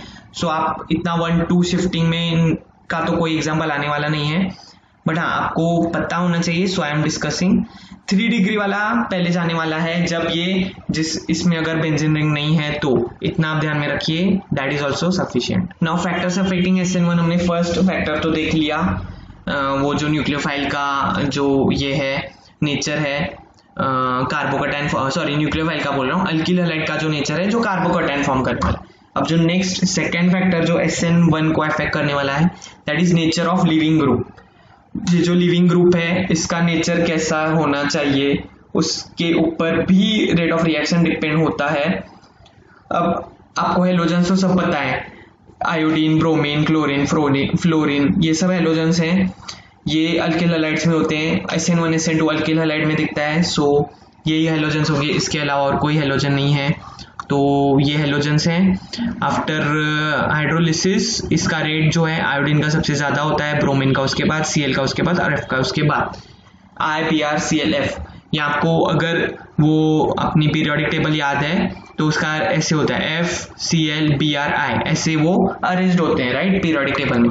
तो बस FClBrI का उल्टा आप लिखना है, FClBrI, ऐसे ध्यान में रखिए। That is also very easy. SN1 में लिविंग ग्रुप जितना ज़्यादा इजीली वो निकलेगा उतना अच्छा कार्बोकटायन फॉर्म होगा। The group which leaves easily results into increased reaction rate. Iodine बहुत इजीली निकलता है, ब्रोमीन उससे थोड़ा कम बट इजीली निकलता है, क्लोरीन थोड़ा कम और F सबसे कम इजीली निकलता है। सो आयोडीन होगा तो अच्छा कार्बोकटायन बनेगा, अच्छा प्रोडक्ट बनेगा, अच्छी रिएक्शन प्रोसीड होगी। सो FClBrI आप ध्यान में रखिए और उसका उल्टा FClBrI उल्टा लिखना है बस आपको, क्योंकि पीरियोडिक टेबल मेरे हिसाब से सबको पता होगा FClBrI, ऐसे ध्यान में रखते हैं सब स्टूडेंट। सो उसका उल्टा बस आपको ध्यान में रखना है। Now the third is nature of solvent. Actually मुझे एक यहाँ पे आई थिंक सो पहले मीटिंग लेफ्ट होने से पहले किसी का तो मैसेज आया था कि इवन एसिड जो है CH3COOH, acetic acid CH3CH2COOH, that also can be a polar protic solvent. Yes, that can also be a polar protic solvent. Okay, so acid, alcohol and आपका water ये polar protic solvent हो सकते हैं। तो पहले तो हम यहाँ पे देखते हैं कि नेचर ऑफ सॉल्वेंट कैसे होना चाहिए। It should be polar protic solvent, ये हमारा डिस्कशन हो गया है। तो सॉल्वेंट का रोल क्या है main, to break the CX bond and will hinder the X atom. Hinder the X atom म्हणजे मतलब क्या कि वो हमने देखा ना यहाँ पे Cl- को सबने घेर के रखा था, तो हिंडर करना, X एटम को हिंडर करना, उसको घेर के रखना, ये उसका एक काम है। दूसरा CX बॉन्ड तोड़ना एक सॉल्वेंट का काम है। सो ये दोनों काम एक ही सॉल्वेंट कर सकता है, which is polar protic solvent. अब पोलर प्रोटिक सॉल्वेंट क्या है, वो हो गया उसका डाइलेक्ट्रिक कांस्टेंट सबसे ज्यादा होना चाहिए। H2O का डाइलेक्ट्रिक कांस्टेंट 80 है, C2H5OH का 35 है, CH3COOH एसिड का 5 है। सो आपने जो कमेंट सेक्शन में किसी ने तो पूछा था कि एसिड हो सकता है, yes, acid is also a polar protic solvent and उसका डाइलेक्ट्रिक कांस्टेंट जो है सॉल्वेंट का वो बहुत कम है in compare to H2O. H2O is the highest with dielectric constant and it shows the best SN1 reaction. So nature of solvent. Now example है यहाँ पे एक हमने डिस्कस किया है ना। एग्जाम्पल इन्वॉल्व्स एक बेंजीन रिंग है, देन सेकेंड डिग्री वाला है ये कार्बन, उसका कार्बोकटायन फॉर्म होने वाला है। रिटेंशन और इन्वर्जन जो है मेजर प्रोडक्ट इसमें जो होगा आप इसमें देख सकते हैं। मेजर प्रोडक्ट कौन सा होगा आपके हिसाब से, कौन सा होगा मेजर प्रोडक्ट, इन्वर्जन वाला की रिटेंशन वाला? ये इन्वर्जन या इन्वर्जन वाला। हमने वो उसका रीजन भी देखा है। OH अगर यहाँ से आया तो बहुत इजीली आ सकता है, अगर यहाँ से आना हो तो थोड़ा यहाँ पे Cl- हिंडरेंस देगा, स्टेरिक हिंडरेंस, इसलिए ये जो रहता है this is always major product. ये एक एग्जांपल मैंने दिया है रिएक्शन का। वो SN1 इसका पहले हम मैकेनिज्म देखते हैं, फिर स्टेबल कार्बोकटायन फॉर्मेशन, और यहाँ पे क्या है तो रेजोनेंस प्लस 2 डिग्री है। सो इसका इन्वर्जन और अच्छी तरह से SN1 होगा इस रिएक्शन का। Now let's start the second substitution reaction, nucleophilic substitution reaction, that is bimolecular substitution reaction, SN2 reaction. So SN2 reaction में कोई कार्बोकटायन फॉर्म नहीं होता, पहली बात तो आप सब ध्यान में रखिए। SN1 में कार्बोकटायन फॉर्मेशन मतलब C+ चार्ज वाला ये फॉर्म होता है। there is no carbocation formation in SN2 reaction, okay, and it is first degree almost. इसमें जो एक डिग्री वाले कार्बन है वो इन्वॉल्व होते हैं, मतलब कार्बन जो दूसरे कार्बन से एक ही कार्बन से अटैच है वो कार्बन इसमें इन्वॉल्व होते हैं। Involves 1 degree carbon, so it doesn't involve SN1 reaction. मतलब आप कहोगे कि इसमें भी सेम प्रोसेस हो रही है हाइड्रोलिसिस ये वो, पर इसमें जो है ऑलमोस्ट 1 डिग्री कार्बन इन्वॉल्व होता है, इसलिए SN1 रिएक्शन जैसे कभी भी प्रोसीड नहीं होता, मतलब कार्बोकटायन वो फॉर्म नहीं करता, समझा। अगर वो 3 डिग्री होता तो वो कार्बोकटायन फॉर्म करता, पर वो SN1 हो जाती। अब हम SN2 देख रहे हैं, SN2 में 1 डिग्री वाला कार्बन है, वो कार्बोकटायन फॉर्म ही नहीं करेगा, तो obviously it won't show SN1 reaction. It involves polar aprotic solvent. अब वहां पे हमने देखा पोलर प्रोटिक सॉल्वेंट है, यहाँ पे पोलर अप्रोटिक सॉल्वेंट है। सॉल्वेंट इज डाइलेक्ट्रिक, पोलर है, डाइलेक्ट्रिक है, बट अप्रोटिक है। अप्रोटिक मतलब वो हाइड्रोजन आयंस रिलीज नहीं करने वाला है, ठीक है। वो सॉल्वेंट प्रोटिक नहीं है, प्रोटॉन रिच नहीं है, H+ रिच नहीं है, वैसा वाला सॉल्वेंट हमें लगने वाला है इस रिएक्शन में, that is SN2 substitution reaction biomolecular. तो इसको बायोमोलिकुलर क्यों कहते हैं वो भी हम देखने वाले हैं आगे। This is just an introductory about SN2। देखिए रिएक्शन SN2 की 1 डिग्री वाला हमने लिया है, 1 डिग्री है, या मिथाइल भी हम इसको कह सकते हैं कि बाबा एक ही कार्बन है, इसको कोई और कार्बन अटैच कर भी सकते हैं, एक सिंगल या नहीं किया तो भी चलेगा। Then we have KOH will be another reactant, और इसका जो पोलर अप्रोटिक सॉल्वेंट है उसका एक एग्जांपल हमने लिया है, that is acetone. Acetone is a polar aprotic solvent and it replaces the X with OH। So KOH का OH जो है वो X को रिप्लेस करने वाला है, इस X को ये OH रिप्लेस करेगा and will be getting CH3OH and X-। यहाँ पे हमारे पास K भी है तो KX भी फॉर्म हो सकता है, या X- हमने लिखा तो भी चलेगा यहाँ पे। सो this is the basic reaction of SN2। SN2 is a single step reaction. SN1 was a 2-step reaction. The first step involved formation of carbocation, the second step involved attack of nucleophile. But in this SN2 there is only a single step which involves formation of an intermediate transition stage. तो इसका mechanism देखेंगे तो आपको उसका steps पता चलेंगे। अब यहाँ पे क्या है कि अपना ये है 1 डिग्री का अल्किल हैलाइड का जो X है वो डेल्टा माइनस है, जो यहाँ पे कार्बन है वो डेल्टा प्लस है, X यहाँ से धीरे धीरे निकल रहा है। This is the transition stage of this reaction. OH minus पीछे से अटैक कर रहा है, OH माइनस है, सो OH माइनस भी डेल्टा माइनस है, ये यहाँ पे आ रहा है, ये यहाँ से निकल रहा है, और फाइनली OH उसकी ऑपोजिट जगह से अटैक हो रहा है और X- सेपरेट हो रहा है। और इन्वर्जन ऑफ कॉन्फिगरेशन मतलब जैसे हमने स्टेरियोकेमिस्ट्री में देखा कि OH ऑपोजिट जगह से आ रहा हो तो इन्वर्जन बोलते हैं, सेम जगह से आ रहा हो तो रिटेंशन। SN2 में हमेशा OH ऑपोजिट जगह से आता है, सो ऑलवेज इन्वर्जन प्रोडक्ट मिलता है। SN1 में इन्वर्जन प्लस रिटेंशन मिलता है, पर SN2 में ओनली इन्वर्जन प्रोडक्ट मिलता है, वो आगे से अटैक नहीं कर सकता क्योंकि यहाँ पे एक ट्रांजिशन स्टेज होता है। ट्रांजिशन स्टेज होने की वजह से ये X अभी तक निकला ही नहीं है, तब भी उसी टाइम में OH आने की कोशिश करता है, ये निकला ही नहीं है तब भी ये आता है। मतलब हम बोलते हैं ना गांव बसा नहीं कि लुटेरे आ गए, तो ये अभी निकला ही नहीं है कि ये लुटेरा OH- यहाँ पे पहुंच गया। इसकी वजह से अगर OH यहाँ से आता ना तो वो कभी भी यहाँ पे अटैच नहीं हो सकता क्योंकि यहाँ पे X हिंडरेंस करता, सो OH इसमें ही हमेशा पीछे से ही आता है। Now properties of SN2 reaction, similarly जैसे हमने प्रॉपर्टीज ऑफ SN1 देखी, हम प्रॉपर्टीज ऑफ SN2 रिएक्शन देखने वाले हैं। So the properties of SN2 reaction involves it is a biomolecular reaction, substitution nucleophilic biomolecular reaction.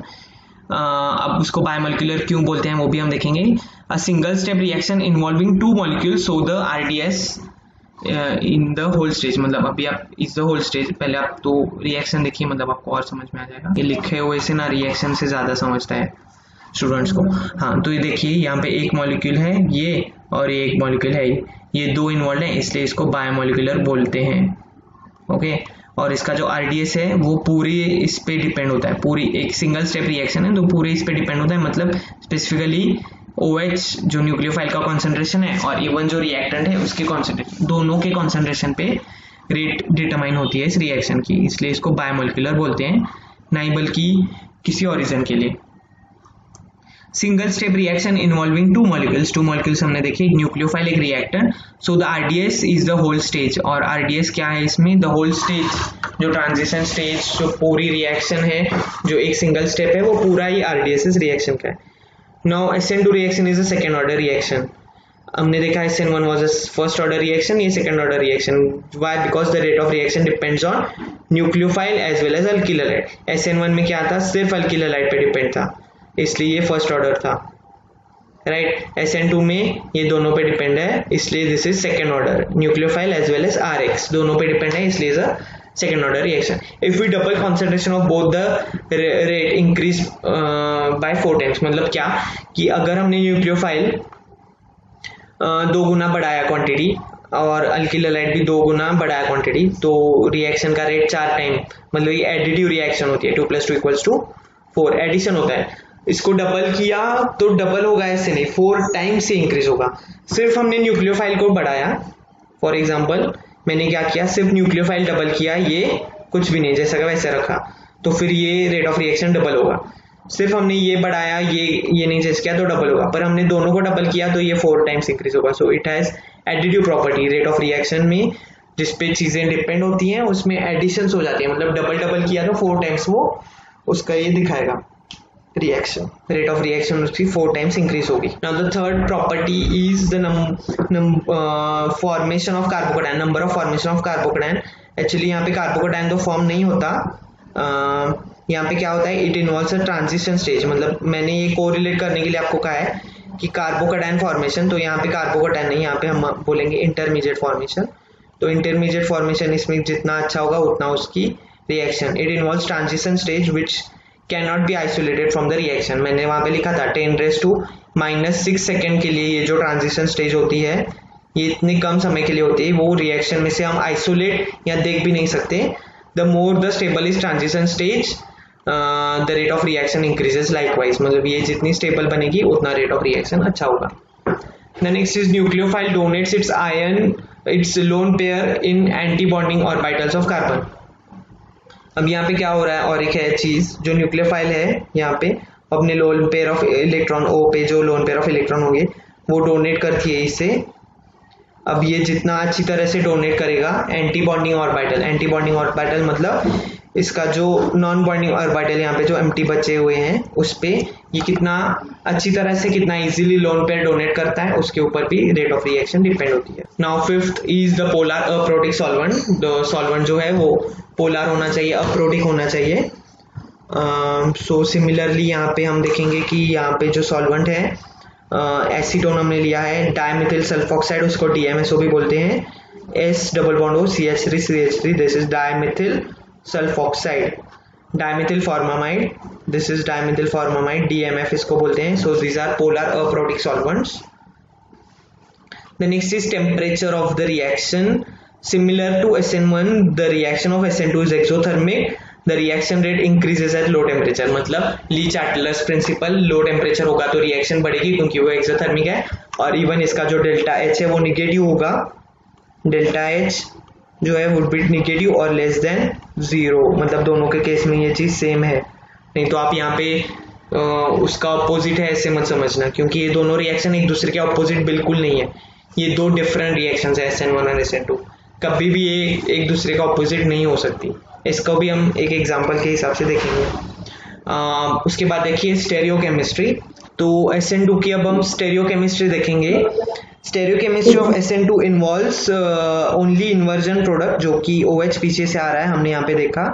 अब ये जो है इसको बोलते हैं वॉल्डन इन्वर्जन। ये जो साइंटिस्ट हैं, वॉल्डन नाम के साइंटिस्ट हैं, इन्होंने पहले डिस्कवर किया था, इसलिए इसको वॉल्डन इन्वर्जन ऐसे कहते हैं। वॉल्डन इन्वर्जन प्रोडक्ट हमें मिलता है इन दिस SN2 रिएक्शन। ये एक नाम आपको एक ध्यान में रखना है, और ऑलवेज 100% एक ही प्रोडक्ट मिलता है, मेजर प्रोडक्ट होता है वो, एंड इट इज इन्वर्टेड और inversion product. Okay, Walden inversion का उसमें मैकेनिज्म चलता है। Now factors which affect the rate of SN2। अब SN1 के फैक्टर्स हमने देखे, अब SN2 के हम फैक्टर्स देखेंगे जो रेट ऑफ रिएक्शन को अफेक्ट करते हैं। तो first is nature of alkyl halide. अब हम इसमें देख रहे हैं कि 1 डिग्री वाला हम ले रहे हैं, नहीं बल्कि 3 डिग्री वाला। इसका एक मेन रीजन है यहाँ पे, that is steric hindrance. The rate of SN1 reaction, okay एक मिनट, हम एक स्टूडेंट है उनका कुछ तो क्वेश्चन है, आप एक बार मुझे 4th पॉइंट आपको समझना है। Nucleophile donates is lone pair, okay ये वाला, राइट मकरंद, यही पॉइंट आपको? Yes sir. या ओके। सो देखिए यहाँ पे क्या है, ये देखिए ये जो OH है ये अपना इलेक्ट्रॉन लोन पेयर इसको डोनेट करता है। अब इसको क्यों डोनेट करता है, यहाँ पे प्लस चार्ज है, मतलब इसने इलेक्ट्रॉन ऑलरेडी दे दिया है, ये वाला जो है इलेक्ट्रॉन लेके जा रहा है। यहाँ आप ये कुछ मत ध्यान में रखिए, यहाँ पे इलेक्ट्रॉन डिफिशियंसी है, ये न्यूक्लियोफाइल इसको इलेक्ट्रॉन दे रहा है और इसके साथ बॉन्डिंग कर रहा है। अब ये जितना अच्छी तरह से उसको देगा लोन पेयर, जितना अच्छा वो डोनर होगा, ठीक है, उसके एंटी बॉन्डिंग, अभी एंटी बॉन्डिंग और ऑर्बिटल मतलब क्या, उसके ऊपर प्लस चार्ज है। अभी मैंने आपको p ऑर्बिटल दिखाया था, एक ऊपर एक नीचे, ये उसके एम्प्टी p ऑर्बिटल है, ये एंटी बॉन्डिंग ऑर्बिटल है, ये बॉन्डिंग के लिए रेडी हैं ऑर्बिटल्स और इनको इलेक्ट्रॉन की ज़रूरत है। OH माइनस इनको इलेक्ट्रॉन देता है जितना अच्छी तरह से। अब यहाँ पे OH माइनस है, यहाँ पे CN भी आ सकता है, CN माइनस, SH माइनस आ सकता है।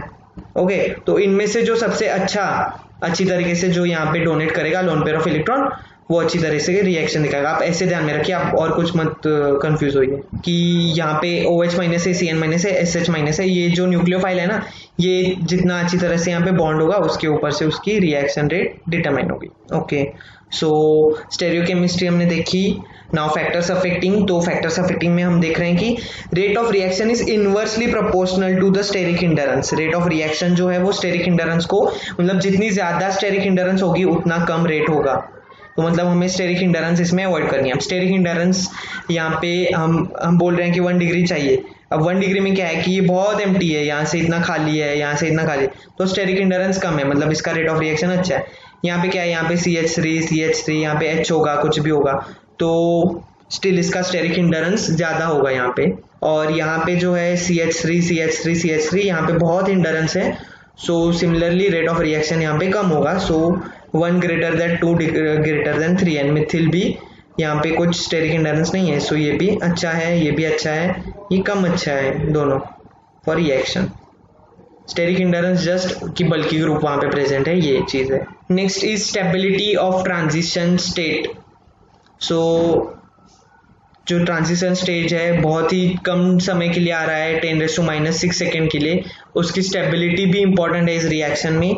The more stable the transition stage, the more stable is the rate of reaction. जितना स्टेबल ये ट्रांजिशन स्टेज है उतना स्टेबल रेट ऑफ रिएक्शन होता है।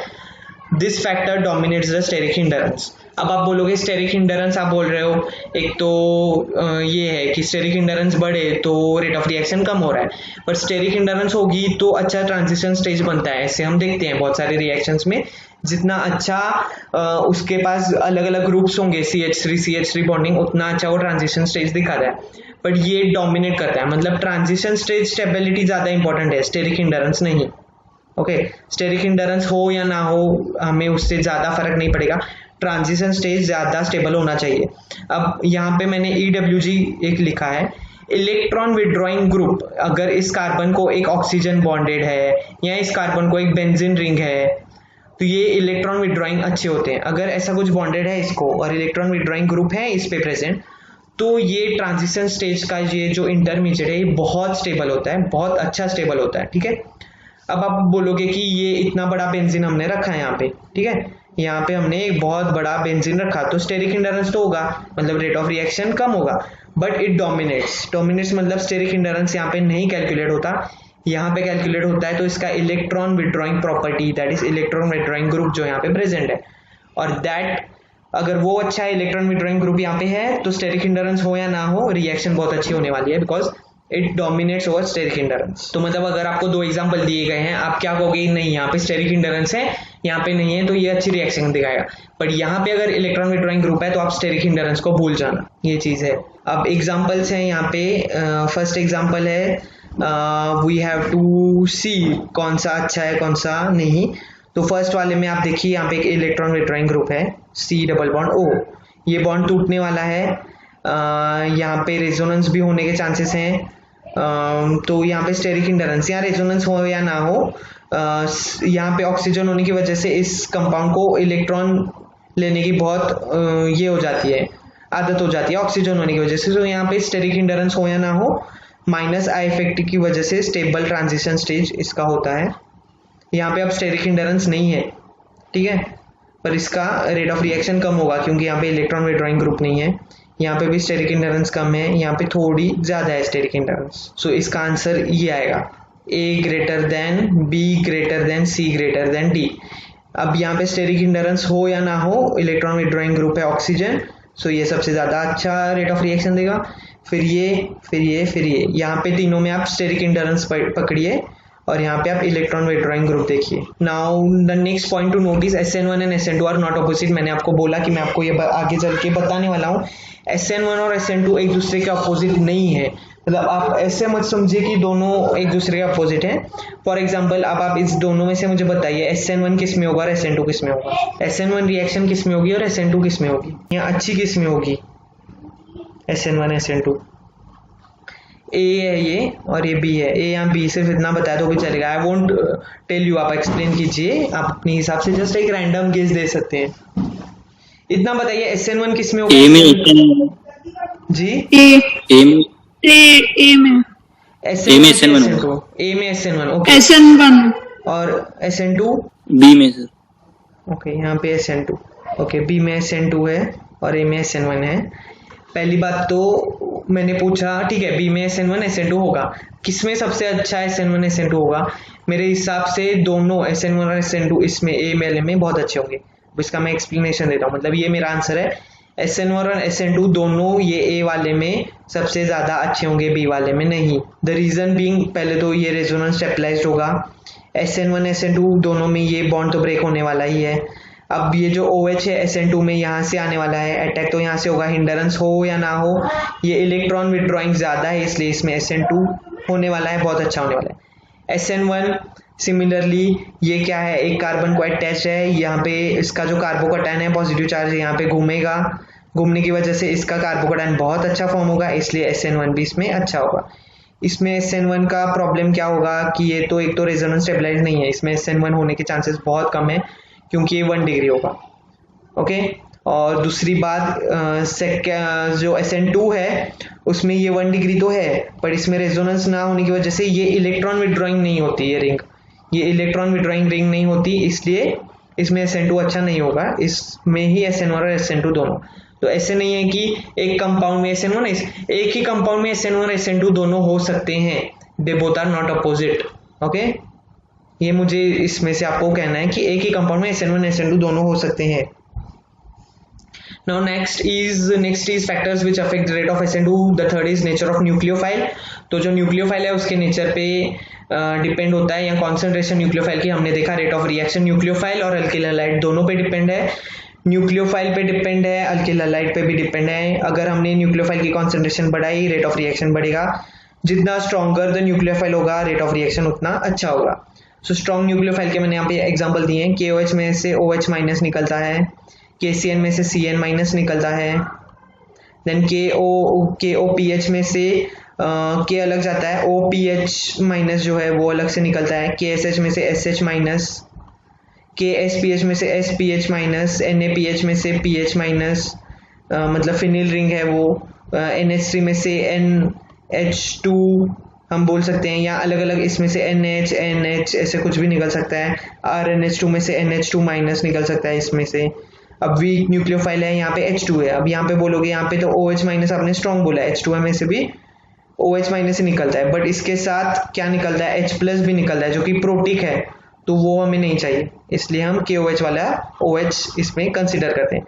CH3OH, C2H5OH, C3COOH ये जो है ये तो पोलर प्रोटिक सॉल्वेंट है, ये तो काम के ही नहीं है SN2 में, ये वाले काम के हैं क्योंकि ये प्रोटॉन नहीं रिलीज करते, H प्लस नहीं रिलीज करते, okay. Next is nature of solvent, तो हमने ये तो पहले ही डिस्कस कर दिया, एसीटोन, ईथर, DMS और DMF। Solvent should not release proton, ये इसकी क्राइटेरिया है, it should be polar aprotic. So we have an example here, इसमें कौन सी रिएक्शन होगी, ऑब्वियसली इसमें SN2 होगी क्योंकि ये 1 डिग्री है, या मिथिलिन है, इसमें SN2 होगी। अब ये वाले में कौन सी होगी बताइए रिएक्शन, SN1 की SN2,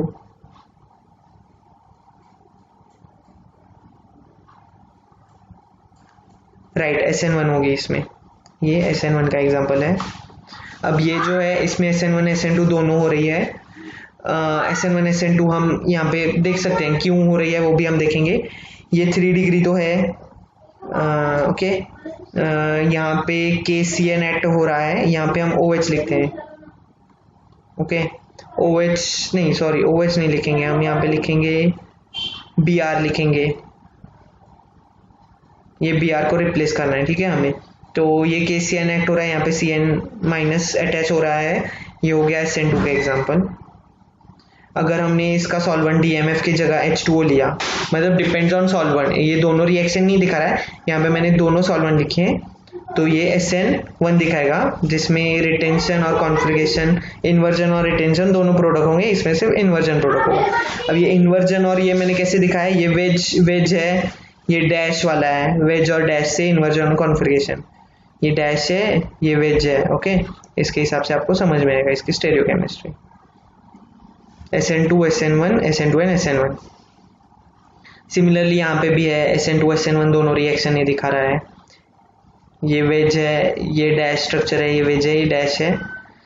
तो ये वेज का वेज रहा मतलब ये रिटेन हुआ, ये वेज का डैश हुआ मतलब इनवर्स हुआ, ये वेज का डैश हुआ, ये पूरी तरह से इनवर्स है। ये SN2 है, ये SN1 है।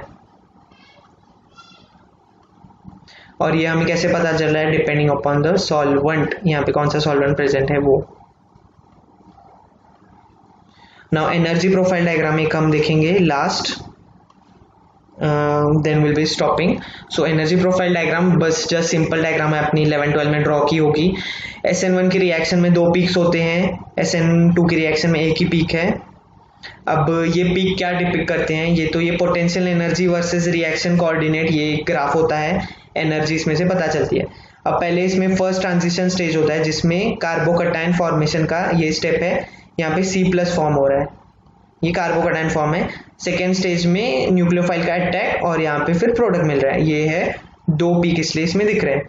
अब ये फर्स्ट स्टेज होने के लिए इसको इतनी एनर्जी लग रही है, that is E1। Second stage होने में सेकेंड स्टेप को इसको इतनी डेल्टा E2 इतनी एनर्जी लग रही है। E1 E2 is energy of activation, मतलब ये एक्टिवेट होने की एनर्जी है E1 और E2। और rate of reaction is delta H। अब रेट ऑफ रिएक्शन कैसे होती है, हम बोल रहे थे निगेटिव होती है, लेस देन 0 होती है। अब हम यहाँ पे सीधी तरह से समझेंगे। रेट ऑफ रिएक्शन यहाँ पे ज़्यादा थी, प्रोडक्ट की कम हो गई है, तो यहाँ पे डेल्टा H जो है वो कम हो रहा है। अब कम हो रहा है मतलब आप बोलोगे कि रिएक्टेंट माइनस प्रोडक्ट, नहीं, रेट ऑफ रिएक्शन जो है वो हमेशा प्रोडक्ट की रेट ऑफ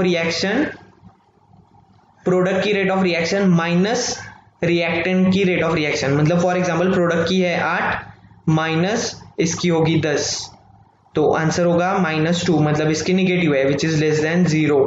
सो इसमें SN1 में और SN2 दोनों में सेम है, लेस देन 0 ही होती है। यहाँ पे भी देखिए आप, डेल्टा H जो है वो प्रोडक्ट की कम है, ये वैल्यू, अब ग्राफ की ये वैल्यू 8 है, ये 10 है, 8 में से हम 10 माइनस करेंगे तो -2 आंसर होगा, मतलब delta H is negative less than 0। So these are exothermic reaction, even this is an exothermic reaction. So इतना सफिशिएंट है आपके लिए एक्सप्लेनेशन फॉर